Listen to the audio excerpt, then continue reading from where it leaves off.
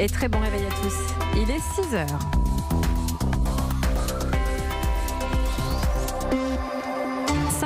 Mathieu Noël. Tout ce qu'il faut retenir de l'actualité de ce jeudi 24 janvier. Bonjour Céline Kallmann. Bonjour Mathieu, bonjour à tous. À la une ce matin. Troisième déplacement d'Emmanuel Macron dans le cadre du grand débat national. Le chef de l'État sera à Valence, en Rhône-Alpes-Auvergne, région dirigée par Laurent Wauquiez, qu'il va rencontrer pour la première fois depuis le début de son quinquennat.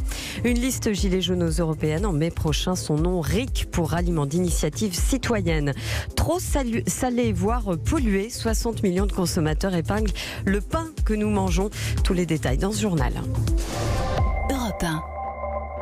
Pour la première fois, Emmanuel Macron va échanger avec des élus aujourd'hui, mais cette fois, le débat ne sera pas retransmis à la télévision.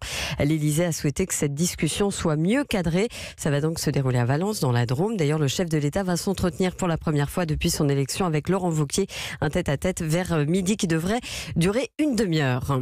Sur le site internet, le grand débat bat son plein. Vous pouvez y participer tout en restant chez vous. Plus de 11 000 contributions sur la transition écologiques ont été faites, 15 000 sur la fiscalité et plus de 8 000 sur la démocratie. C'est sur ce dernier point qu'Aurélie Herbemont fait le bilan des premières données. La proposition plébiscitée, c'est la diminution du nombre de parlementaires. Sur les 5 000 premiers contributeurs, ils sont 87% à souhaiter moins de députés et moins de sénateurs.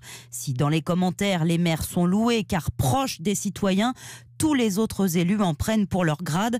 Tous des vendus, des voleurs, des égoïstes, peut-on lire, quand ils ne sont pas accusés de s'engraisser sur le compte des citoyens.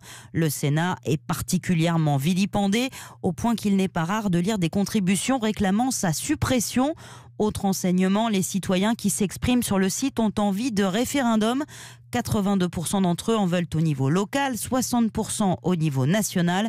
Une envie de démocratie directe qu'on retrouve aussi dans la proposition du tirage au sort de citoyens afin qu'ils soient associés à la décision publique. Proposition qui séduit 67% des internautes.